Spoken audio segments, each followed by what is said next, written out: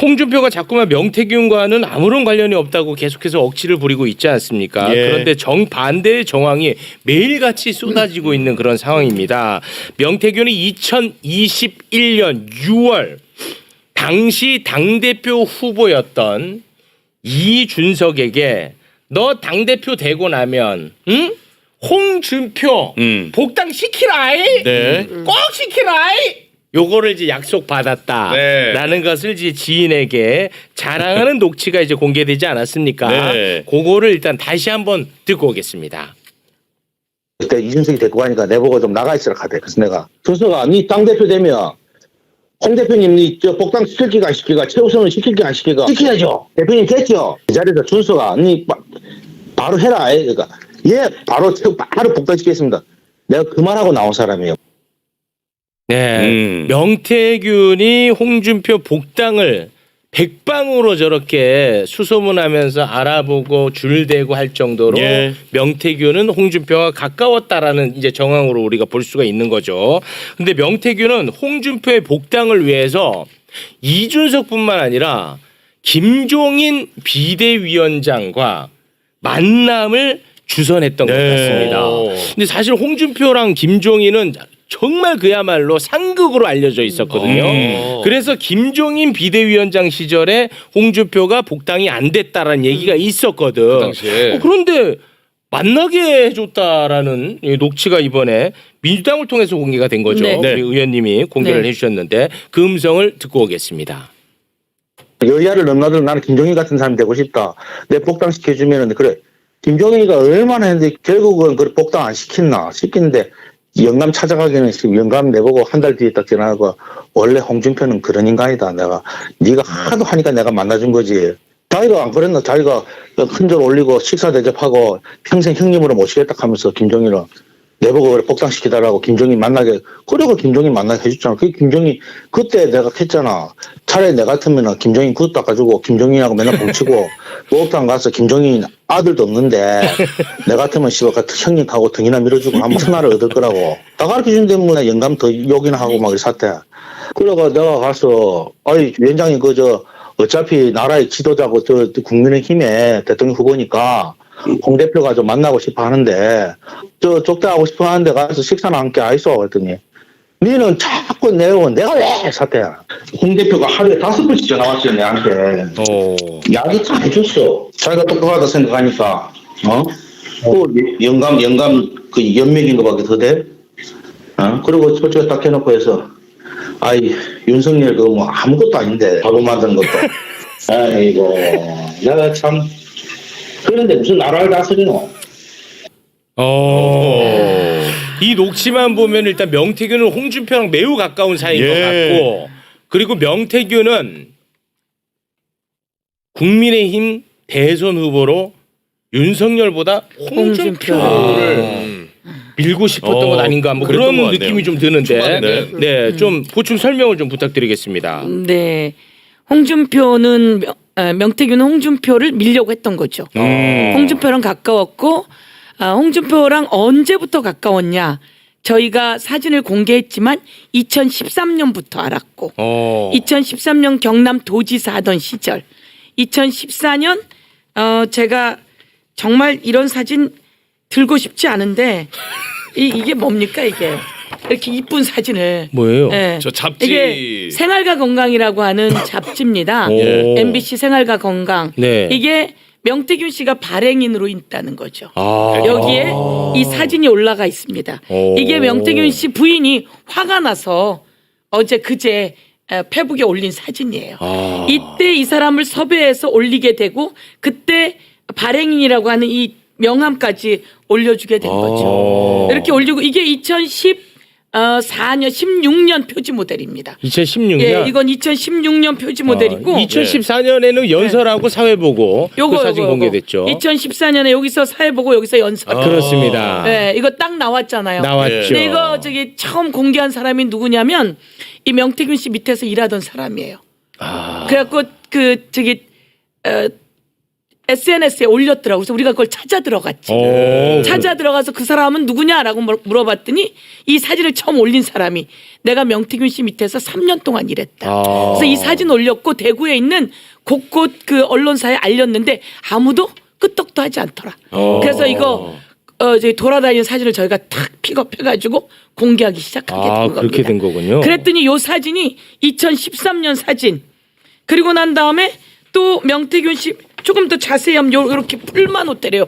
풀만 호텔. 여기 뒤에 풀만 호텔. 이렇게 써 있어요. 네. 그래서 풀만이 어디 있는지 제가 알아봤다니까. 여기에 풀만. 풀만 호텔. 풀만 호텔. 네. 어디 있을 것 같아요? 명태균 씨 집 앞에 있는 호텔이에요. 집 앞이에요? 집 앞에. 명태균 씨 집 앞에 있는 호텔이라는 거예요. 오. 네, 아주 중소기업으로 잘 나가던 사람이에요. 그래서 이때 2014년 3월에 이 자리를 만들었었고 네. 더 있어요. 깊네. 요거는 인연이 명태균 깊어. 씨 부인이 2014년에 아까 2013년, 2014년 아까 표지 모델은 2016년 두고두고 아주 가까운 사이예요. 여기에 부인이 초대받아서 가요. 부인이 밥 먹는 자리 앞에 여기 명찰로 홍준표라고 써 있는 거예요. 경남도지사. 예, 경남도지사. 초청받아서? 초청받아서 간 거예요, 부인이. 네. 깊어 인연이. 아주 오래된 사이예요. 인연이 깊어. 아주 오래된 사이고 남상건 변호사도 오래된 사이인 거예요. 그래서 남상건 변호사가 그때 20억 차용증 얘기를 하게 된 거죠. 네. 그런 사연부터 다 알고 그다음에 중요한 건 홍준표 아들이 홍준표의 선거대책위원장이나 마찬가지라는 거예요. 그래서 아들 이야기가 나오는 거예요. 아들은 홍준표의 아들은 네. 홍준표의 선거를 돕는 역할을 지금도 계속 하고 있어요? 지금도 하고 있고 홍준표의 선거의 가장 주요한 참모라고 보시면 된다. 그래요? 가장 중요한 참모라서 복당도 홍준표 아들이 연결이 돼 있는 거죠. 그냥 아들이 아니구나. 친아들이죠. 친아들이면서 친아들인데 역할이. 일을 하는 아들이군요. 일하는 아들이고 아주 중요한 역할을 하는 아들이라고 하는 게 그쪽의 이야기예요. 그 아들이 콘서트 표 준 거죠? 그렇지. 그 아들이 콘서트 펴줘서 아이고 내가 안타깝게 콘서트 포스터를 못 갖고 왔네. 아들이 명태균에게 문자 보내고 그랬던 게 그런 이유였거든요. 그러니까 왜 연락하나 그렇지. 했네. 그냥 아들이면 굳이 연락할 일은 없을 것 같은데 아무리 그냥 가깝더라도. 아들이 아니고 아주 가까운 그러니까 아들 중에 맏아들인데 일을 하는. 선거와 그 모든 걸 책임지는 총괄하는 아들이고 그 아들의 친구가 홍준표 바로 밑에 있는 사람이고 그래서 둘이 뭐 이것 때문에 싸웠느니 뭐 하느니 이런 얘기가 있는 거잖아요. 네. 그 아들이 복당을 이야기에 같이 했고 그래서 복당시켜 주셔서 감사하다고 얘기하게 되고 그리고 저기 트로트 콘서트 티켓을 보내주고 그게 5월 15일쯤 문자예요. 그래서 우리가 홈페이지를 찾아봤더니 트로트 대전이 있었던 거예요. 5월 20일 날 대구광역시 주최. 우리 또 그런데 약간 우리 보좌진이 디테일하게 얼마나 이쁘게 잘하는지 몰라요. 그래서 저희가 다 그거 공개하고. 네, 그래서 그렇게 가까운 사이예요. 진짜 가깝네. 아주 가까운 사이고. 그래서 김종인 씨한테 부탁하고 여기서 보듯이 홍준표 씨를 대선 후보로 생각하고 있었던 거죠. 그런데 이제 중간에 자기네들한테도 그렇지만 많은 당협위원장 다 떨어져 나갔더라. 지가 하기 나름인데 김종인 신발도 닦아주고 등도 밀어주면 잘 갈 텐데 그게 뭐냐면 속 좁은 홍준표가 큰 홍준표로 갔으면 좋겠다라고 하는 내용인 거죠. 그러면 이제 명태균 같은 경우에는 홍준표로 대선을 치르고 싶어 했을 텐데 거기는 또 명태균과 가까운 당대표 이준석도 있으니까 그렇게 계획하면 그렇게 갈 수 있는 거거든요. 자존심 상했던 거지. 그런데 이제 윤석열로 꺾은 이유가 홍준표가 뭔가 좀 독불장군식으로 삐딱선도 맞습니다. 타고 그랬나 보군요. 네. 그래서 명태균이라고 하는 사람도 쳐내고 이준석한테 무릎 꿇은 것도 창피하고 김종인한테 무릎 꿇은 것도 창피하고 다 쳐냈구나. 이래서 이런 것들을 다 정리하면서 독불장군식으로 쓰지 않았나. 그래서 이제 그쪽 가족들은 명태균 씨 가족들은 그렇게 이야기하잖아요. 우리 장윤성 기자가 다 이야기해 주신 거긴 한데 왜 우리 집 앞에 그렇게 많이 왔다가 가놓고. 네. 자, 여기서 정정하고 좀 가야 될 것 같습니다. 네네네. 우리 의원님이 이제 워낙 지금 열정적이다 보니까 몇 가지 조금 왜요? 조금 그냥 디테일에서 좀 네, 실수한 네, 부분이 네, 있어서 네. 바로 잡습니다. 그 명태균이 잡지 발행인이 아니라 편집장. 편집장. 네. 예, 그리고 3년이 아니라 3개월. 네, 요거는 좀 바로 잡도록 하겠습니다. 제가 3년이란 말은 안 했고 네. 여기 부인이 발행인이라고 써놨어요. 아니 우리 보좌관님이 우리 의원이 잡혀간다고 요거 좀 그 정정해달라고. 안에는 명함으로는 편집장으로 되어 있고 부인이 써놓기는 발행인 명태균이라고 써놨습니다. 편집장. 네. 네, 요거 사실상 정리합니다. 가족 회사죠. 한 네. 회사고. 명태균 씨는 미래항공연구소 자기 거 아니라고 하는데 뭐 누가 봐도 실질적으로 자기 거고. 그런데 이제 제가 의원님께서 공개하신 2014년 행사 사진 한 장 더 보여드릴게요. 원래 저희가 이걸 보도를 하려고 했는데 공개를 하셔가지고 또 있어? 했는데 더 디테일. 지금 보세요. 화질이 좋네. 홍준표 도지사가 난 그냥 행사 간 거고 명태균 본 적 없어 이럴 수 있잖아요. 예. 지금 홍준표 도지사의 그 시선을 보십시오. 누구 보고 있습니까? 명태균. 명태균을 보고 있잖아요. 그윽하게. 그리고 저 당시에 저 중소기업 연합회인가 저기에 사무총장이었어요. 그러니까 실제 실무를 담당한 그 책임자였다고 명태균 씨가. 명태균이. 근데 명 씨가 그리고 저 중소기업 협회 회장이 있을 거 아니에요. 네. 그분이 김찬모 씨라고 있습니다. 방산기업을 하시는 분입니다. 예. 근데 최근에 저희가 대통령 경호처에 명태균이 인사청탁을 했다고 그랬잖아요. 네. 검찰 수사 보고서에 김찬모 씨가 등장을 해요. 김찬모를 통해서 왜냐하면 김찬모 씨가 방위사업체를 운영하니까 김용현 그 경호처장과 안다. 김용현 전 국방장관과 아니까 명태균이 자기랑 같이 가까웠던 김찬모 회장을 통해서 경호처 직원의 인사청탁을 했다는 게 검찰 수사 보고서에 나와요. 근데 우리가 그런 게 있다고 해서 그렇게 쓰진 않습니다. 저희는 김찬모 회장한테 전화를 했죠. 네. 이분을 통해서 뭐 했다면 그 김용현이 확실한데 근데 김찬모 회장 말은 뭐냐면 청탁을 받은 건 사실이다. 근데 내가 뭘 하지도 않았는데 그거 해결했다고 연락이 왔더라. 라고 하면서 저희가 취재를 해보니까 이거는 여러 루트로 청탁을 했는데 김건희를 통해서 당시에 김성훈 지금 경호차장이죠. 네. 그 당시에는 기획관리실장이었어요. 인사를 총괄하는 건 기획관리실장이고 5급을 4급으로 승진시키는 정도의 경호처장이 관여하지 않습니다. 그 정도는 고위공무원 외에는. 네. 그래서 이거는 김건희 라인에서 됐구나라고 저희는 판단을 했고 그렇게 기사를 쓰는 그러니까 저 보시는 그 행사 사진이 그냥 있는 게 아니고 명태균의 인맥이 저렇게 홍준표와 연결이 되고 중간중간 많은 사람들이 있다는 거죠. 이거는 진짜 도망가기가 쉽지 않은데 홍준표 왜 이렇게 끝까지 고집부리지? 힘으로 좀 밀고 가려고 아니, 하는 것 같은데. 어. 페이스북에도 뭐 한 번이라도 만난 일이 있어야 협작하든지 말든지 그러니까. 이런 데를 올렸잖아요. 네. 자신 있게. 이 사진 그리고 나왔잖아. 이제 저걸 다 떠나서 중요한 맥락은 뭐냐면 큰일이네. 명태균을 통해서 복당을 하려 했던 시기가 2021년 5월이에요. 네. 그러니까 뭐 티켓도 주고 한 거잖아요. 맞습니다. 만나서 고맙다 하잖아요. 네. 뭐 문자도 받고 한 얘기가 집중적으로 이루어진 게 그건데 거기서 무슨 일이 있냐면 저희가 그 어제 그 지상욱 그때 당시 여의도 연구원장과 명태균이 나눈 그 카카오톡 대화를 공개를 했습니다. 예. 그 맥락을 보면 중요한 것은 명태균이 어떻게 머리를 썼냐면 이준석을 밀어주세요. 홍준표한테 당대표로.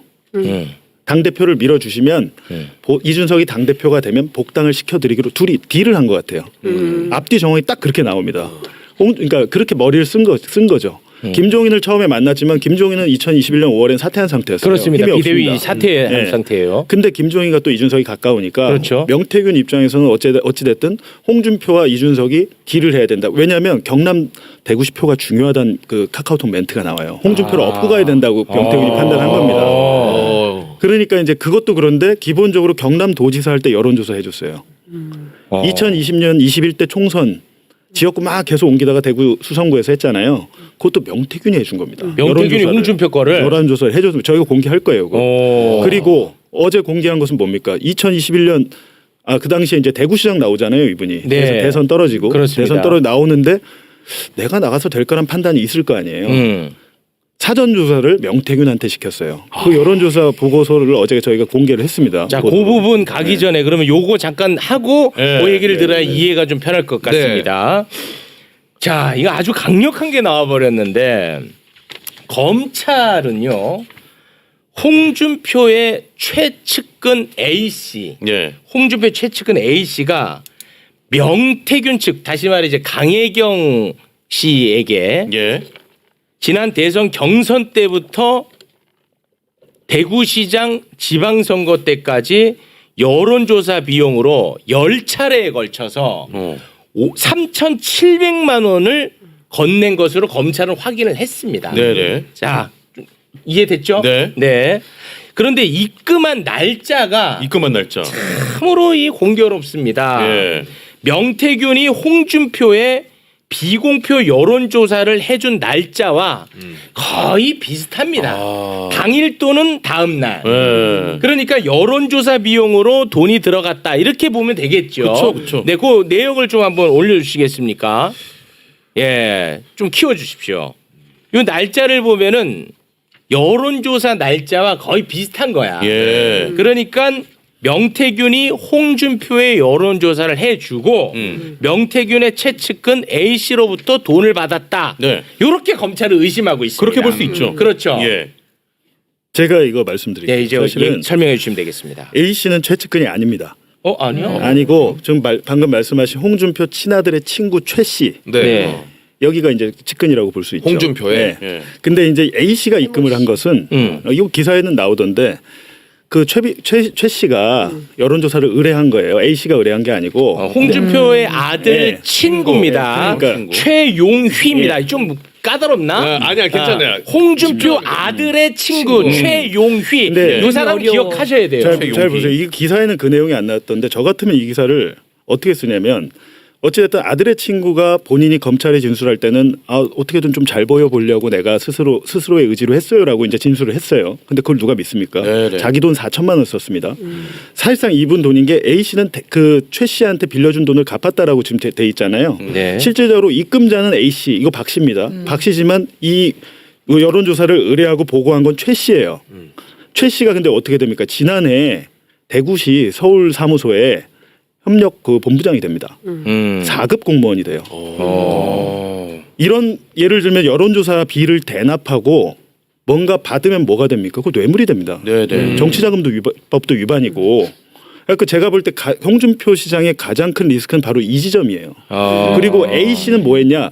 A 씨는 최 씨의 밑으로 들어가요. 공무원이 돼요. 그래요? 네, 지금 박 씨. 대구시에서 근무하고 있습니다. A 씨가. 이 둘 다 대구시의 서울 사무소에 공무원이 됩니다. 예. 자, 그러면 어찌됐든 대납이든 뭐든 돈을 입금했던 사람들이 공무원이 됐다라고 치면 주고 받았으니까 예. 뇌물이죠.